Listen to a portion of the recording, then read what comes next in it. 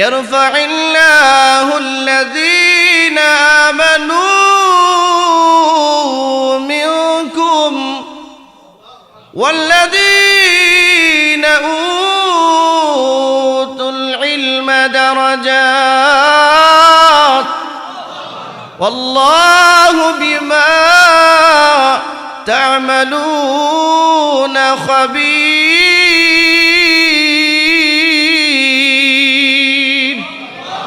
আল্লাহ বলেন, রে গোলাম, আমি আল্লাহ যারা ঈমান দিয়েছি, ইয়ারফা'িল্লাহু আল্লাযীনা আমানু মিনকুম, তোমাদের মধ্য থেকে আমি আল্লাহ যারা ঈমান দিলাম, ঈমান দেওয়ার কারণে আমি আল্লাহ তোমার ইজ্জত দুনিয়াতে বাড়িয়ে দিয়েছি। শুধু দুনিয়াতে নয়, শুধু দুনিয়াতে নয়, এই ঈমান দেওয়ার কারণে তোমার ইজ্জত শুধু দুনিয়াতে নয়, তোমার ইজ্জত আমি পরকালেও বাড়িয়েছি। আল্লাহু আকবার বলেন। দুনিয়ার জমিনে তুমি ঈমানদার হওয়ার কারণে তোমার কলিজার মধ্যে আমি আল্লাহ একটা নূর দিয়েছি, নূর। আফামা শারাহাল্লাহু সাদরাহু লিল ইসলাম ফাহুয়া আলা নূরিম মির রাব্বি। আল্লাহ পাক বলেন, হে গোলাম, আমি তোমার কলিজার মধ্যে ঈমান লিখে দেওয়ার কারণে আমি রবের পক্ষ থেকে রাত দিন 24 ঘন্টা তোমার কলিজার মধ্যে একটা ঈমানি নূর জ্বলতে থাকে। আসসালামু আলাইকুম ওয়া রাহমাতুল্লাহি ওয়া বারাকাতুহু। ইন্নাল হামদুলিল্লাহ الحمد لله وكفى وسلام على عباده الذين اصطفى أما بعد فأعوذ بالله من الشيطان الرجيم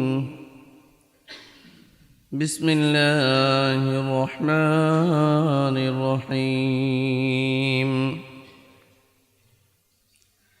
فأما من أعطى واتقى وصدق بالحسنى فسنيسره لليسرى وأما من بخل واستغنى وكذب بالحسنى فسنيسره للعسرى وما يغني عنه ماله إذا تردى إن علينا للهدى وإن لنا للآخرة والأولى فأنذرتكم نارا تلظى لا يصلاها إلا الأشقى الذي كذب وتولى وسيجنبها الأتقى الذي يؤتي ماله يتزكى وما لأحد عنده من نعمة تجزى إلا ابتغاء وجه ربه الأعلى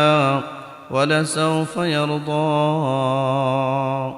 صدق الله العظيم وصدق له رسوله النبي الكريم ونحن على ذلك لمن الشاهدين والشاكرين والحمد لله رب العالمين شكر درود إبراهيم قل اللهم صل على محمد وعلى آل محمد كما صليت على إبراهيم وعلى آل إبراهيم إنك حميد مجيد اللهم بارك على محمد وعلى آل محمد كما باركت على إبراهيم وعلى آل إبراهيم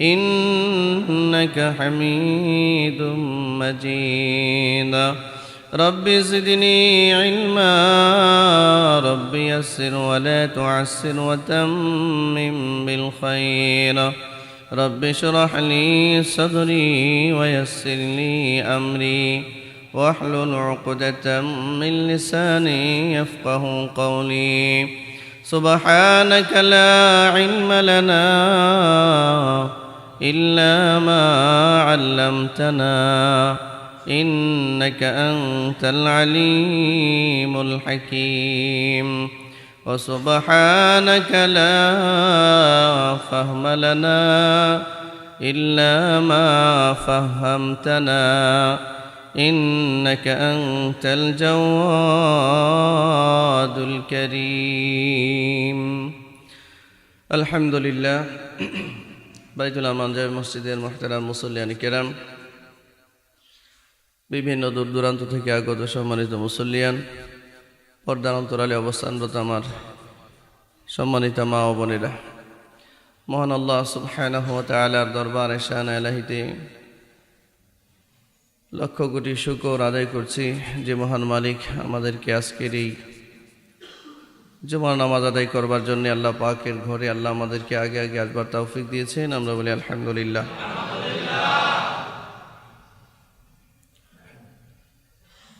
সম্মানিত উপস্থিতি, আল্লাহ সুবহানাহু ওয়া তাআলা আমাদেরকে ঈমান দিয়েছেন।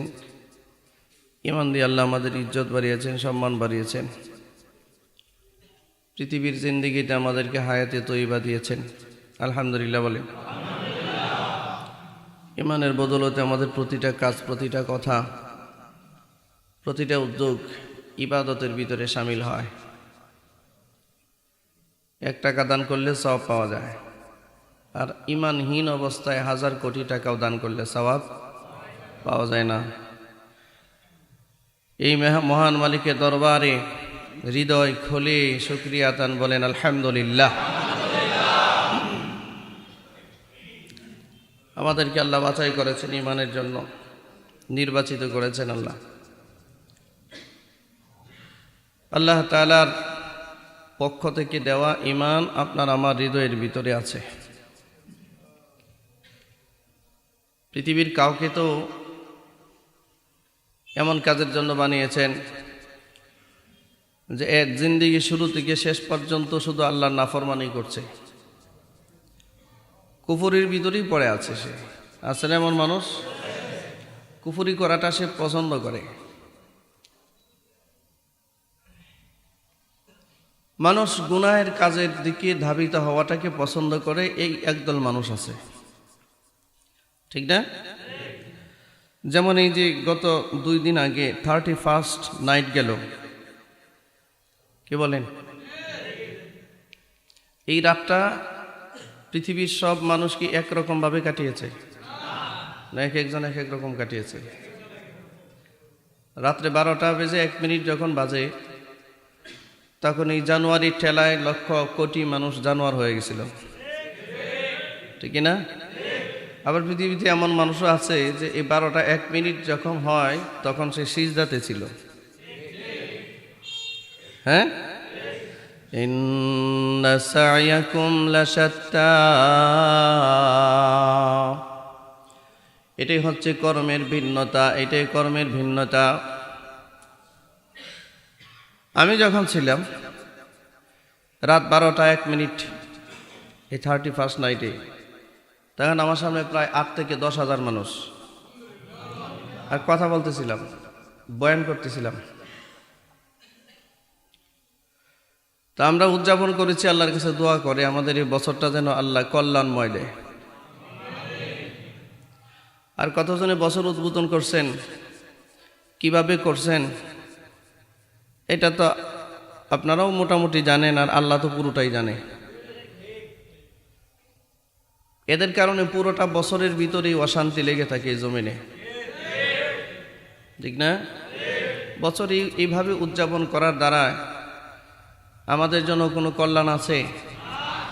উচিত তো ছিল যে নতুন বছর শুরু হবে, একজন মুমিন সিজদার মধ্যে পড়ে থাকবে যে আল্লাহ তার হায়াতের জিন্দেগিতে নতুন আরেকটা বছরের আগমন ঘটাইছে।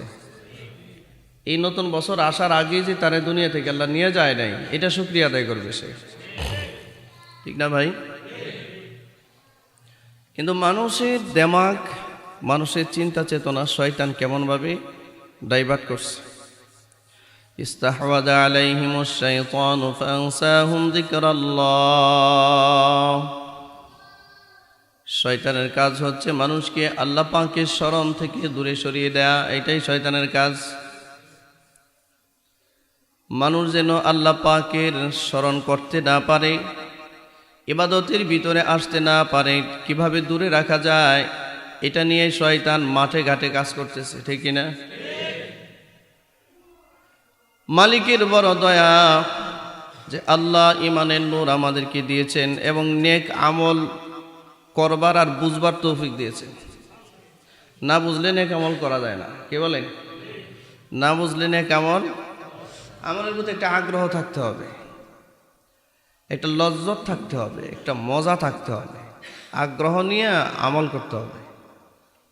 একটা সিজদা, আপনি যখন একটা সিজদা দেন আল্লাহকে, এই সিজদাটা আগ্রহ নিয়ে দিতে হবে এবং বুঝতে হবে যে আমি যে এই সিজদাটা দিচ্ছি, এই সিজদাটা আমি আমার রবের কুদরতি পায়ে দিতেছি। আমি দেখতে না পারলেও আমার রব আমাকে দেখতেছেন। আমি সেই রবের কুদরতি পায়ে সিজদা দিচ্ছি। মাঝে মধ্যে তো হিন্দুরা যে মূর্তিদের সামনে গিয়া প্রণাম করে, প্রণাম, তাদের প্রণামের দৃশ্য দেখলে নিজেদের কাছে লজ্জা লাগে। একজন হিন্দু ব্যক্তির প্রণাম দেখবেন, প্রণাম, সে তার একটা ভুয়া মূর্তির সামনে গিয়ে সে যেভাবে বিনয় সহিত প্রণাম করতেছে, টোটালি মিথ্যা, কিন্তু তারপরেও যে তার বিনয়, সে যেভাবে মাথা নোয়াচ্ছে মূর্তির সামনে, এটা আমরা যারা মুমিন মুসলমান আমরা এইভাবে পারতেছি না, যদিও বা তার কাজটা ঠিক না, কি বলেন? একজন মূর্তির সামনে সে মাথা নোয়াচ্ছে, আমি শুধু বলতেছি সে যে মাথা নোয়াচ্ছে, সিজদা করতেছে মূর্তিকে, মূর্তির সিজদা করার ধরন আর আপনার সিজদা দেওয়ার ধরন এক না। সে একটা ভুল কাজ করতেছে, তাও এটা খুব মনোযোগ সহকারে করতেছে, আর আপনি রাইট কাজ করতেছেন, সঠিক কাজ করতেছেন, কিন্তু এটা অসতর্কতা বশত।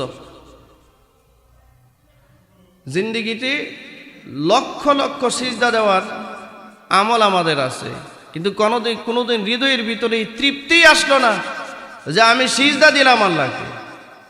এ কথা মনেই হলো না আমার যে আমি আল্লাহকে সিজদা দিলাম, আমার রবকে আমি সিজদা দিয়েছি, আমার রবের কুদরতি পায়ে আমি সিজদা দিয়েছি, এই কথার উদয়ই আমার দিলে হলো না। কি সিজদা আমি দিয়েছি?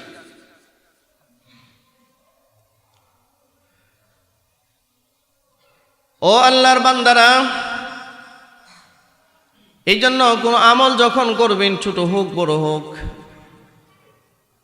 বেশি হোক আর কম হোক, এই আমলটা গুরুত্ব দিয়ে করা চাই, গুরুত্ব দিয়ে। কি বলেন আপনারা? আপনি নফল নামাজ পড়তে পারলেন না, অসুবিধা নাই, ফরজ নামাজগুলো পড়তেছেন, কেন পড়তেছেন, কিভাবে পড়তেছেন, কার পায়ে সিজদা দিচ্ছেন, এগুলো একটু বুঝে শুনে সিজদা দেওয়া দরকার, আমলগুলো বুঝে শুনে করার দরকার। কারণ আপনার এক একটা আমল এত দামি, আপনাকে ঈমান দেওয়ার কারণে আপনার একটা ছোট্ট কথার দাম আল্লাহর কাছে অনেক বেশি। সুবহানাল্লাহ। আপনাকে ঈমান দেওয়ার কারণে একটা সিজদার দাম আল্লাহর কাছে অনেক বেশি। আল্লাহর নবী বলেন, পৃথিবীতে কোনো ঈমানদার যদি ঈমান পাওয়ার পরে একটা সিজদা সে আল্লাহকে দেয়, এই সিজদার এত দাম, এই গোটা আসমান আর জমিনের নিচে ওমা বাইনাহুমা যা কিছু আছে, এই সব কিছুর চেয়ে মুমিনের একটা সিজদার মূল্য আল্লাহর কাছে বেশি, সব কিছুর চেয়ে। আহা, একজন হিন্দু মানুষ তার জীবনের সব কিছু শেষ করে দিয়েছে, সে মূর্তির সামনে সব শেষ করে দিয়েছে, টোটালি বুয়া, ফুল বুয়া, এটার মধ্যে কোনো ব্যক্তি নেই। একটা মূর্তির সামনে হাত পাতলে পরে কিছু পাওয়া যাবে আশা করা যায়? মূর্তি আমার রোগ ভালো করতে পারবে এমন আশা করা যায়? মূর্তি আমার কল্যাণ করতে পারবে, অকল্যাণ করতে পারবে এমন কোনো আশা আছে নাকি? এটা আমরা যেমন জানি, মূর্তিওয়ালারাও তেমন জানে। যারা মূর্তির পূজা করে তারাও জানে যে এই মূর্তি আমার কল্যাণ এবং অকল্যাণের কোনো কিছুই সে আনতে পারে না, তারপরেও করে। যদিও বা এটা ভুল করে, ভুল। পৃথিবীর মানুষ তো এক একজন এক এক মতের, এক একজন এক এক পথের, হাতে ধরে আল্লাহ কাউকে আটকাবে না এই দুনিয়ায়। তুমি যদি চাও মূর্তির পূজা করতে করতে পারো, আমি তোমাকে ছাড় দিয়ে দিয়েছি। সুবহানাল্লাহ। 80, 90, 100 বছর হায়াতের জিন্দেগি আমি তোমাকে যা দিলাম, এর ভিতরে ইচ্ছে করলে তুমি মূর্তির সামনে মাথা নত করতে পারো, ইচ্ছে করলে আমার সামনে মাথা নত করতে পারো, ইচ্ছে করলে সৎ কাজ করতে পারো, ইচ্ছে করলে অসৎ কাজ করতে পারো, ইচ্ছে করলে আবু বকরের জিন্দেগি তুমি ফলো করতে পারো, ইচ্ছে করলে আবার আবু জেহেলের জিন্দেগি ফলো করতে পারো। কে বলেন আপনারা? এভাবেই তো চলছে জগৎ, না? কেউ বা আবু বকরের ভূমিকায়, কেউ আবার আবু জেহেলের ভূমিকায়, ঠিক না? এ বন্ধু, এই জন্য আল্লাহ রাব্বুল আলামিন বলেন, ইন্না সা'য়াকুম লাশাত্তা। এই হচ্ছে তোমাদের কাজের ভিন্নতা। ওয়াহাদাইনাহুন নাজদাইন, তোমাদের সামনে দুইটা রাস্তা খোলা হয়েছে, একটা জান্নাতের, একটা জাহান্নামের, একটা সিরাতে মুস্তাকিমের, আর একটা হচ্ছে গায়রিল মাগদুবি আলাইহিম ওয়ালাদ-দাল্লিন, আর একটা হচ্ছে দাল্লিনের রাস্তা। একটা হচ্ছে সাহাবায়ে কেরামদের রাস্তা, আর একটা হচ্ছে গুমরাহদের রাস্তা। একটা হচ্ছে সিরাত, যেটা মুস্তাকিম সহজ সরল পথ, আর একটা হচ্ছে গরল পথ। একটা আল্লাহর রাস্তা, আর একটা শয়তানের রাস্তা। একদল আল্লাহর, উলাইকা হিজবুল্লাহ, আর একদল হচ্ছে উলাইকা হিজবুশ শাইতান। একদল আল্লাহর আর একদল শয়তানের। এখন সে যেদিকে মন চায় সেদিকে যেতে পারবে, তারে আল্লাহ আটকাবে না। এটা 70 বছরের জন্য আটকাবে না, 80 বছরের জন্য আটকাবে না। তার হায়াতের জিন্দেগি যতদিন আছে ততদিন আল্লাহ আটকাবে না। আবার তার এই দেহ থেকে প্রাণ বায়ু যখন বের হয়ে যাবে, তখন কবরে গেলে আর তার এই ব্যক্তি স্বাধীনতা থাকবে না। থাকবে? আর কারো থাকবে? এই দুনিয়াতে একটা মানুষ ইচ্ছে করলে মূর্তির সামনে যেমন সিজদা দিতে পারে, কবরে গিয়া কি আর মূর্তির সামনে সিজদা দেওয়ার ব্যবস্থা আছে তার? পারবে কখনো? কখনোই পারবে না।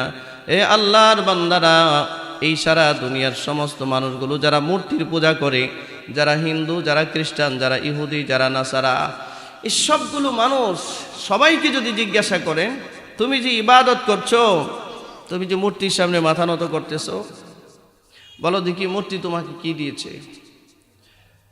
এ যদি জ্ঞান পাপী না হয়, তাহলে তার বলতে হবে যে মূর্তি আমাকে কিছুই দেয় নাই, বরঞ্চ আরো ক্ষতি করেছে আমার।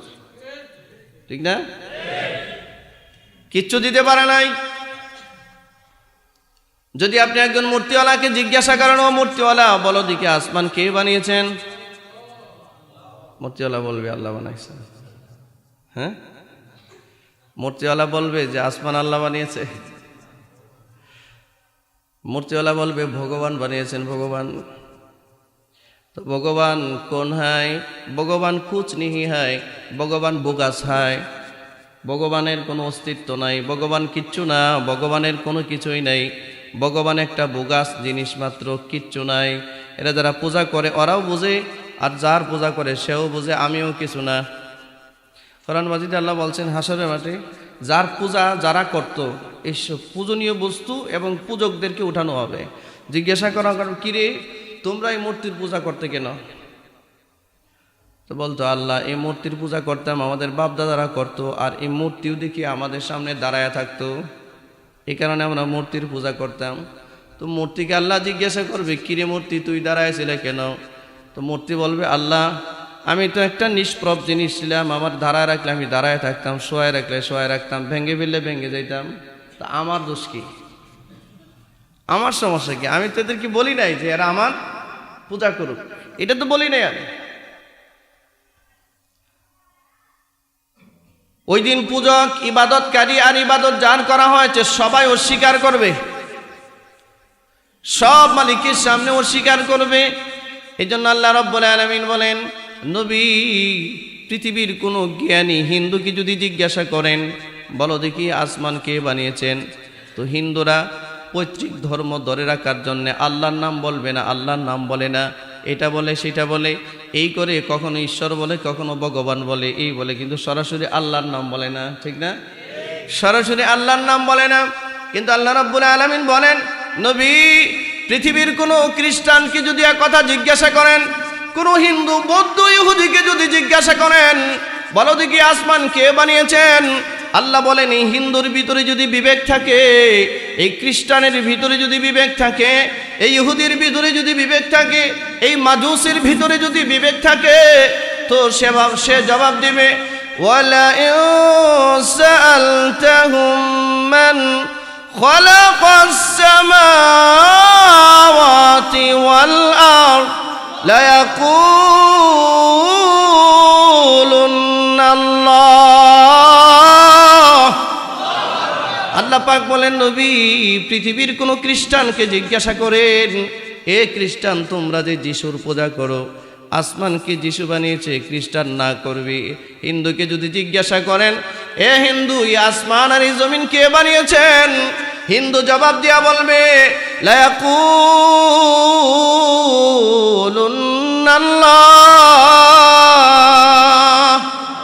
এই আসমান আল্লাহ ছাড়া কেউ বানাতে পারে না। আল্লাহু আকবার বলেন। যে যে ধর্মের পূজাই করুক না কেন, হতে পারে হিন্দু, হতে পারে খ্রিস্টান, হতে পারে ইহুদি, হতে পারে নাসারা, আপনি ওরে টান দিয়ে বসান, জিজ্ঞাসা করেন তুমি যেই ধর্মেরই হও, বলো দেখি আসমান কে বানিয়েছেন, সে বাধ্য হবে বলতে ইয়ে আসমান আল্লাহ ছাড়া আর কেউ বানাতে পারে নাই। ঠিক না? এটা আল্লাহ ছাড়া কেউ বানাতে পারে না, এটা আমি বলি নাই, আল্লাহ বলছেন ওয়ালা ইন সাআলতাহুম মান খালাকাস সামাওয়াতি ওয়াল আরদ। নবী আপনি এই পৃথিবীর হিন্দুদেরকে জিজ্ঞাসা করেন, লাত আর উজ্জার পূজা যারা করে, হুবল আর মানাতের পূজা যারা করে, এদেরকে আপনি জিজ্ঞাসা করেন, এদেরকে ডাকেন, খ্রিস্টানদেরকে ডাকেন, এদেরকে ডেকে আপনি জিজ্ঞাসা করেন বলো দেখি আসমান কে বানিয়েছেন, এই জমিন কে বানিয়েছেন। নির্দ্বিধায় ওরা বলতে বাধ্য হবে এটা আল্লাহ ছাড়া কেউ বানায় নাই। লা ইয়াকুলুন্নাল্লাহ। আল্লাহু আকবার বলেন। কিন্তু আপনাকে যদি জিজ্ঞাসা করা হয়, আপনি তো ইমানদার, সহজ সরল প্রশ্ন, বলেন দেখি আসমান কে বানিয়েছেন, দেরি করবেন, এটা সাথে সাথে বলবেন। নামাজ কালাম পড়েন আর নাই পড়েন, এটুকু ইমান আছে যে আসমান কে বানাইছে, এই জমিন আল্লাহ বানিয়েছে, এটুকুন ইমান আছে। আর এটুকুন ইমান থাকবার কারণে আপনার আমার জবান হয়ে গেছে দামি, সুবহানাল্লাহ। এই কারণে আপনি যখন বলেন সুবহানাল্লাহ, আসমান আর জমিনের ফাঁকা যত জায়গা আছে সব আল্লাহ তাআলা সওয়াব দিয়া পূর্ণ করে দেয়, সব পূর্ণ করে দেন এ আল্লাহর বান্দারা। আর এইটা আল্লাহ দিয়েছেন ইমানের নূর দেওয়ার কারণে। পৃথিবীর কোনো মানুষ চিন্তা করেন, আল্লাহ বলছেন, আল্লাহ যিনি মানুষ সৃষ্টি করেছেন, যিনি আসমান জমিন সৃষ্টি করেছেন, যিনি লৌহ কলম সৃষ্টি করেছেন, আরশ কুরসি যিনি সৃষ্টি করেছেন, জান্নাত জাহান্নাম যিনি সৃষ্টি করেছেন, তিনি বলেন যে ইহুদিদেরকে জিজ্ঞাসা করলেও বলবে আসমান আমি বানাইছি, খ্রিস্টানদেরকে জিজ্ঞাসা করলে বলবে এই জমিন আমি বানিয়েছি। পৃথিবীর সায়েন্টিস্ট যারা আছে, বিজ্ঞানী যারা আছে, ওদেরকে যদি জিজ্ঞাসা করা হয় এই সাগর মহাসাগরগুলো কে বানিয়েছেন, এই পদ্মা মেঘনা যমুনা কে বানিয়েছেন, আচ্ছা এটার কি উত্তর আছে, ও কি দিবে, ও কি বলবে এটা এমনি এমনি হয়ে গেছে, পদ্মা মেঘনা যমুনা এটা এমনি হয়ে গেছে, কি বলেন? এটা হয়তো ঘুরিয়ে ফিরিয়ে বলার জন্য কিছু একটা বলবে, কিন্তু মূলত উত্তর হচ্ছে আল্লাহ বলে দিয়েছেন, ওর বলতে বাধ্য হবে সে লা ইয়াকুলুন্নাল্লাহ, যে এটা আল্লাহ ছাড়া আর কেউ করতে পারে না। আমরা তো সরকারি টাকা একটা খাল কাটতে পারি না, ঠিক না? তো পদ্মা নদী কাটবো কেমনে বলেন তো? যমুনা মেঘনা সম্ভব, কুশিয়ারা সম্ভব না। এগুলো আল্লাহ পাকের নিদর্শন, আল্লাহ তাআলার নিদর্শন। এই জন্য হাদিসের মধ্যে আসছে হাসরের মাঠে কিছু বেঈমান কাফের জ্ঞান পাপী কিছু মানুষ, এরাও যখন আল্লাহর সামনে দাঁড়াবে, দুনিয়াতে যেমন জ্ঞান দিয়া এদিক সেদিক ঘোরায়, হাসরের মাঠে আল্লাহর সামনে যখন দাঁড়াবে, আল্লাহ যখন জিজ্ঞাসা করবেন কি ব্যাপার তুমি আমার উপর ঈমান আনলে না কেন, সে বলবে আল্লাহ আমাদের একটুকু দোষ নাই।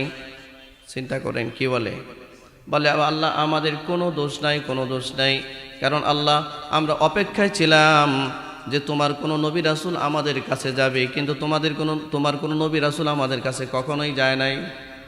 আমরা অপেক্ষায় ছিলাম উম্মতের কোনো উলামায়ে কেরাম আমাদেরকে দ্বীনের দাওয়াত দিবে, কিন্তু কেউ আমাদের কাছে পৌঁছায় নাই। আমরা অপেক্ষায় ছিলাম তাবলীগের দাওয়াত আমাদের কাছে আসবে, কিন্তু কেউ আমাদের কাছে দাওয়াত নিয়ে আসে নাই। আল্লাহ, তোমার এলায়ে কালিমাত আল্লাহর দাওয়াত আমার কাছে পৌঁছে নাই, এই কারণে আমরা ঈমান গ্রহণ করি নাই। উত্তর সহজ না? কি বলেন? পৃথিবীতে এমন জায়গাও আছে, এমন মানুষও আছে যে এখনো কালিমার দাওয়াত পায় নাই বা পাবে না। সাফ জবাব দিবে কে? আল্লাহ।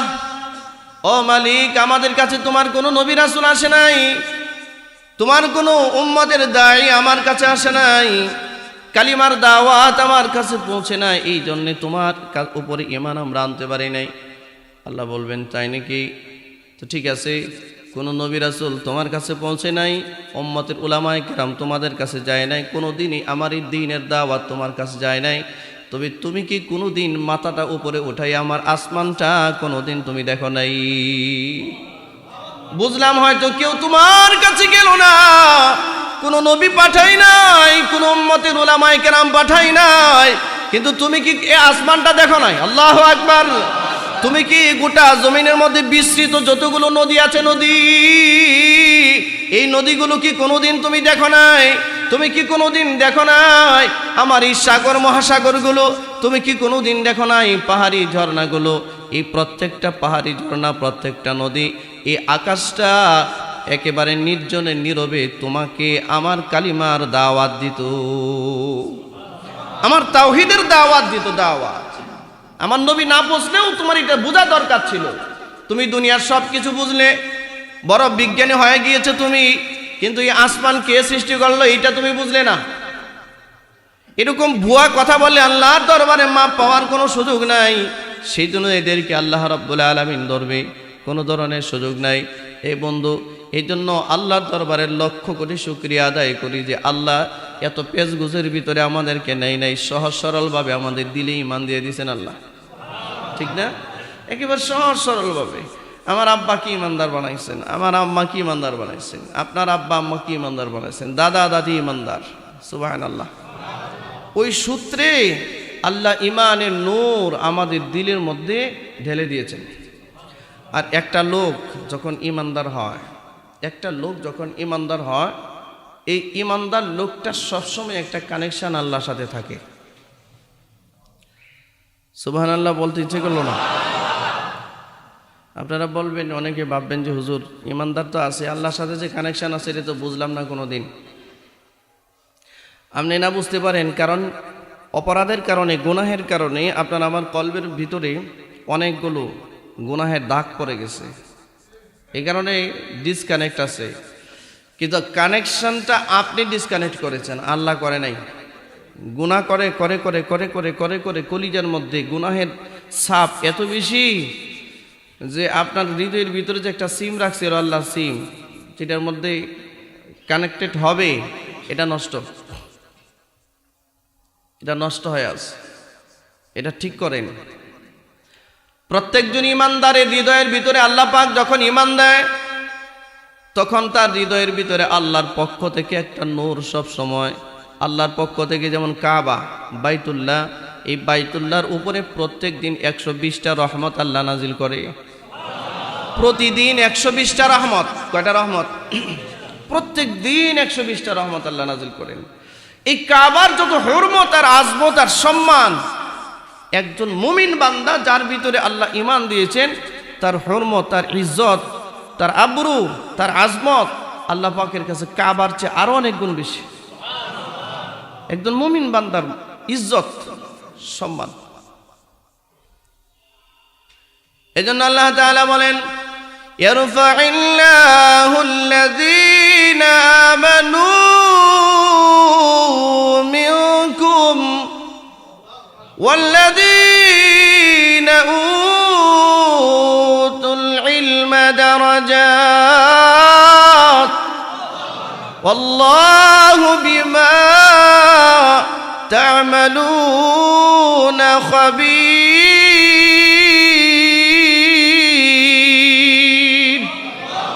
আল্লাহ বলেন, রে গোলাম, আমি আল্লাহ যারা ঈমান দিয়েছি, ইয়ারফা'িল্লাহুল্লাযীনা আমানু মিনকুম, তোমাদের মধ্য থেকে আমি আল্লাহ যারা ঈমান দিলাম, এই ঈমান দেওয়ার কারণে আমি আল্লাহ তোমার ইজ্জত দুনিয়াতে বাড়িয়ে দিয়েছি।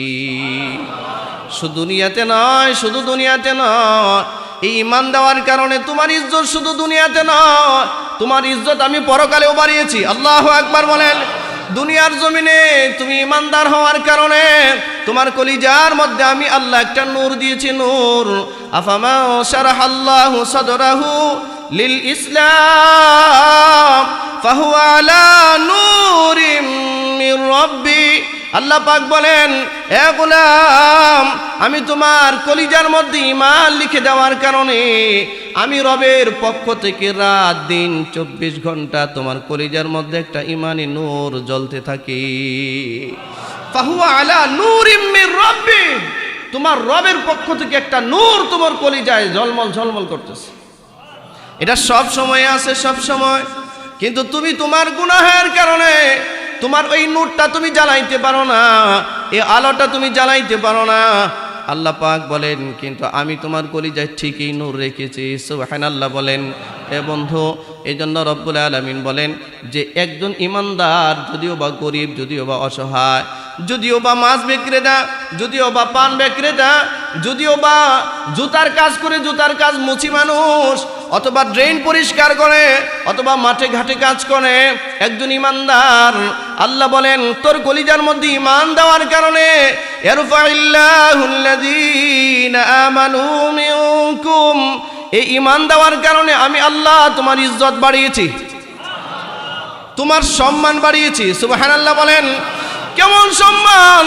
তুমি হয়তো রিকশাওয়ালা, তোমার কলিজার মধ্যে আমি ঈমান দিয়েছি, এই জন্য এই আসমানের নিচে তুমি যতদিন থাকবে আমার এই আসমান ততদিন থাকবে। তুমি একজন ভ্যান গাড়িওয়ালা, তোমার কলিজায় আমি ঈমান দিয়েছি, ইজ্জত দিয়েছি, তুমি যতদিন এই দুনিয়াতে থাকবে ততদিন এই প্রবাহমান পানিগুলো আমি জমিনে ছাড়ব। আমি আল্লাহ তোমাকে ইজ্জত দিয়েছি ঈমান দিয়া।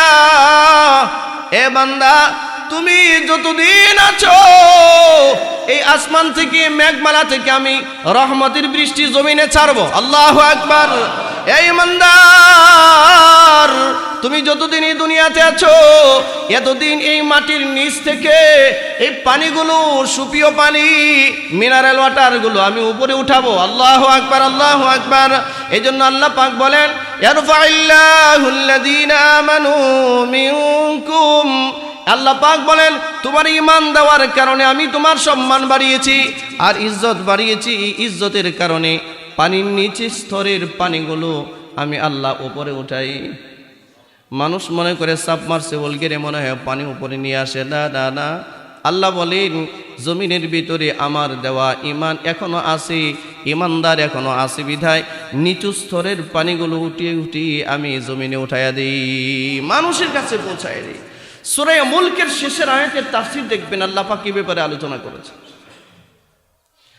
আসমান থেকে বৃষ্টি হয় মুমিনদের জন্য, পাপিষ্ঠদের জন্য নয়। এ দুনিয়ার মুসলমানেরা, এই যে 31st নাইট যারা পালন করলো গুনাহের কাজ দিয়া, এদের কারণে সারা বছর বরকত আসে না, বরঞ্চ গজব আসে, গজব। আর যারা সিজদার মধ্য দিয়া এই রাত পালন করলো, দোয়া করলো, এদের কারণে জমিনের মধ্যে আল্লাহর রহমত আসে। ঠিক কিনা জোরে বলেন।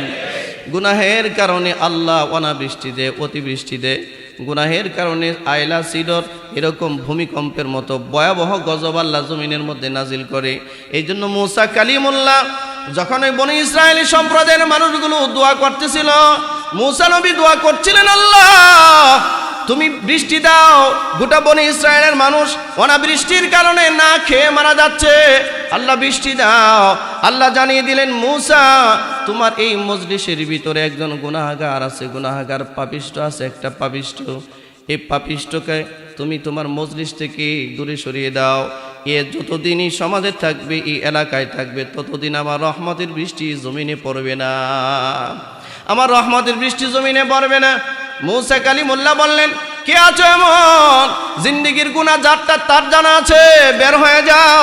আমার আল্লাহ জানিয়েছেন তোমার কারণে জমিনে বৃষ্টি হয় না, তোমার কারণে এলাকার মধ্যে গজব হচ্ছে, তুমি এলাকা ছেড়ে দাও। গুনাহগার মনে মনে জানা আছে কিনা?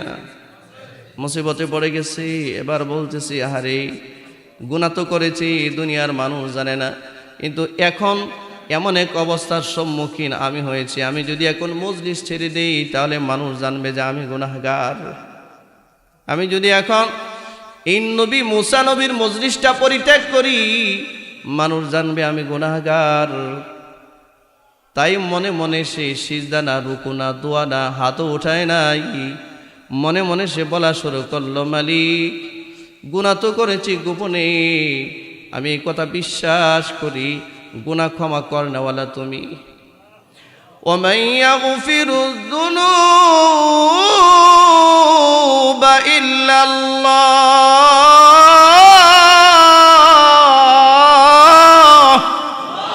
আল্লাহ ছাড়া গুনাহ ক্ষমা করনেওয়ালা কেউ নাই। এবার আল্লাহর বান্দা বলে, মালিক দুনিয়ার মানুষ তো আমার গুনার খবর কোনোদিন জানে না, আল্লাহ তুমি জানো, আজকে এমন এক জায়গায় তুমি আমাকে আটকে দিয়েছো, আমি যদি মজলিস ত্যাগ করি মানুষ আমার গুনাহের সাক্ষী হবে।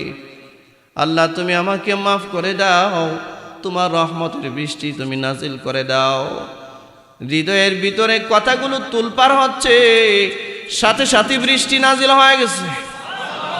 মুসা কালিমুল্লাহ বলেন, মালিক এই মাত্র বললেন গুনাহের কারণে, গুনাহগারের কারণে জমিনের মধ্যে বৃষ্টি হচ্ছে না, কেউ তো বের হলো না, আবারও বৃষ্টি নাজিল হলো। আল্লাহ পাক জানিয়ে দিলেন, ও মুসা যার কারণে এতদিন আমি বৃষ্টি দেই নাই, তার কারণেই এখন আমি বৃষ্টি দিলাম। আল্লাহ বললেন নামটা একটু জানায় দেন, আমি একটু, মুসা নবী বললেন আমি একটু তার চেহারাটা দেখি। আল্লাহ জানিয়ে দিলেন, শোনো তোমাকে আমি নবী বানিয়েছি, নবুয়তের দায়িত্ব দিয়েছি, রিসালাতের দায়িত্ব দিয়েছি মুসা, কিন্তু আমার বান্দার সাথে আমার একটা আলাদা সম্পর্ক আছে, আমার গোলামদের সাথে আমার একটা আলাদা সম্পর্ক আছে। পৃথিবীর কোনো গুনাহগার বান্দা গোপনে গুনাহ করছে, পৃথিবীর কেউ জানে না, ও যদি আমাকে ডাক দেয় আমি আল্লাহ আর কাউকে মাঝখানে সাক্ষী বানাই না, আর কাউকে সাক্ষী বানাই না রে মুসা। আমার এই বান্দা গোপনে আমার কাছে চাইছে, আমি গোপনে তারে মাফ করে দিয়েছি। তোমাকে যদি সাক্ষী বানাই, হাসরের মাঠে তুমি তারে দেখতে চাবে, এটা হইতে পারে না, সে লজ্জা পেয়ে যাবে। আল্লাহু আকবার। এই জন্য আল্লাহ বলেন, ওয়াল্লাহু গফুরুর রহিম।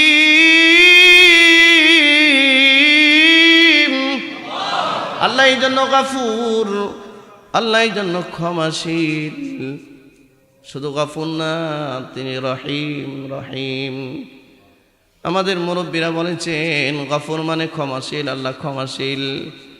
এটা যেন একজন বাবা তার সন্তানকে যেমন মহব্বত করে, শাস্তি দেয় মাঝে মধ্যেই, আর রাহিম মানে মায়ের আদরের মতো, মায়ের আদরের মতো। একজন মা শুধু তার সন্তানকে ভালোবাসতে জানে, ভালোবাসতে জানে, ভালোবাসতে জানে। সন্তান অপরাধ করলেও তারে চুমা দেয়, তারা আদর করে। আল্লাহর কাছে সব গুণ আছে।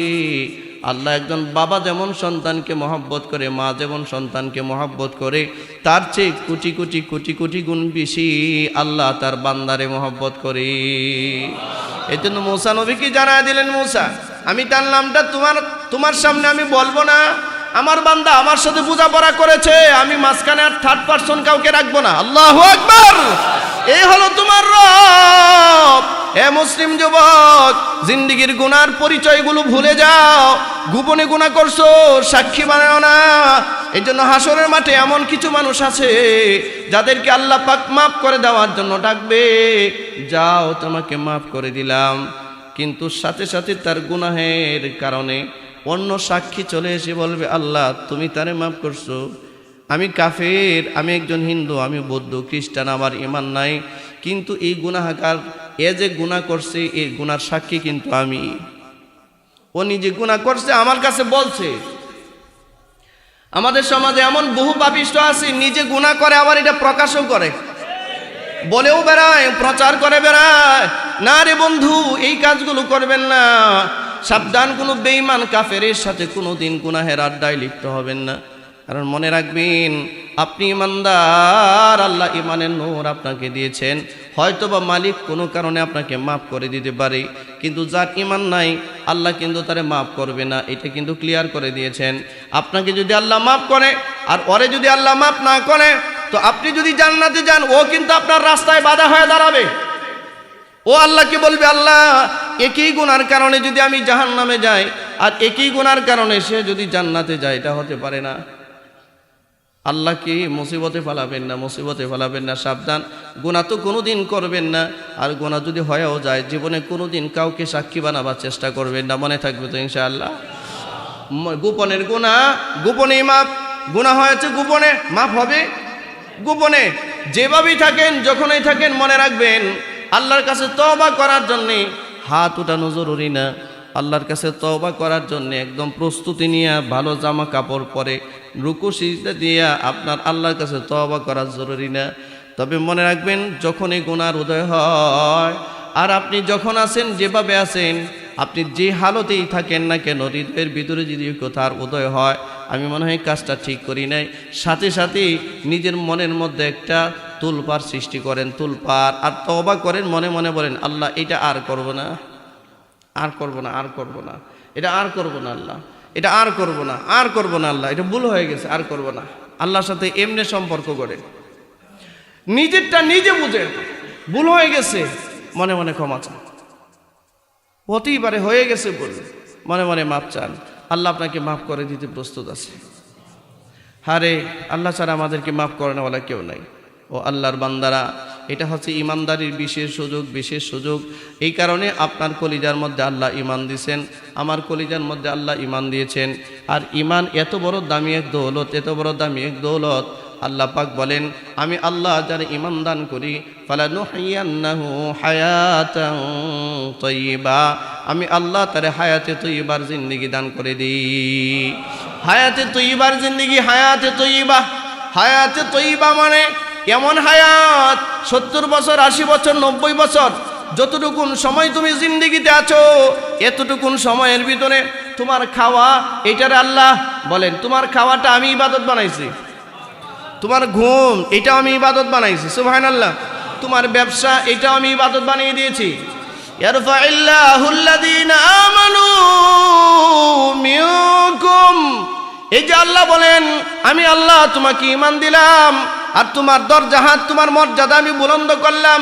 এইভাবে করলাম কারণ তুমিও 80 বছর জিন্দেগিতে দুনিয়াতে ছিলে, আর পৃথিবীর হাজারো কোটি মানুষ, বেঈমান মানুষ 80 বছর নয় 100 বছর হায়াত পেয়েছে।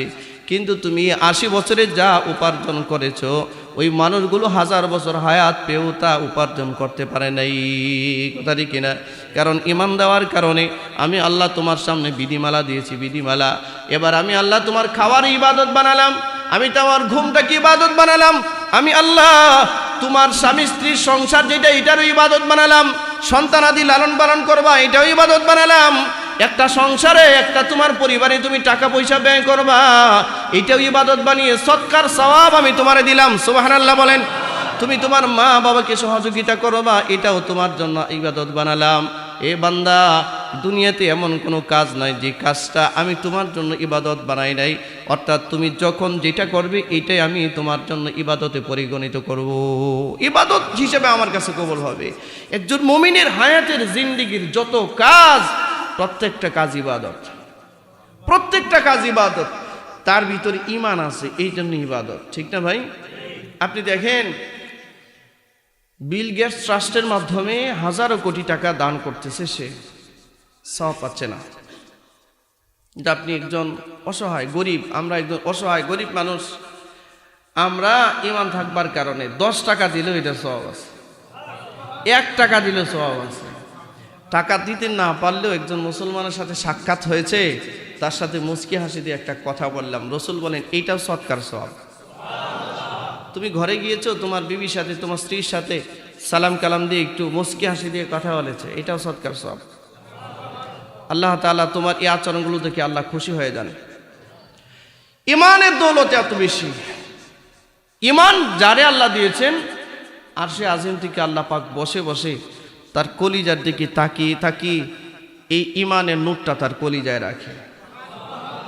আর এই ইমানের যে একটা সূত্র, এই সূত্রটা ধরে ধরে হাসরের মাটি মুমিনকে আল্লাহ জান্নাত দিবেন। 10টা দুনিয়ার সমান জান্নাত, একটা দুইটা নয়। আসেন ইমানের মর্যাদা দিই, জিন্দিগির সময়টা কাজে লাগাই। রাজি আছেন? অনেক চেষ্টা করে ইমানদার হওয়া যায় না, অনেক চেষ্টা করে হওয়া যায় না। নবীজিকে ছোট্টবেলায় কোলে রাখছেন, কোলে এভাবে কোলে রাখছেন, রসুলকে ঘুম পাড়ানোর গান গাওয়াইতো। নবীজির দুধমা হালিমাতু সাদিয়া রাদিয়াল্লাহু তাআলা আনহার বড় মেয়ে,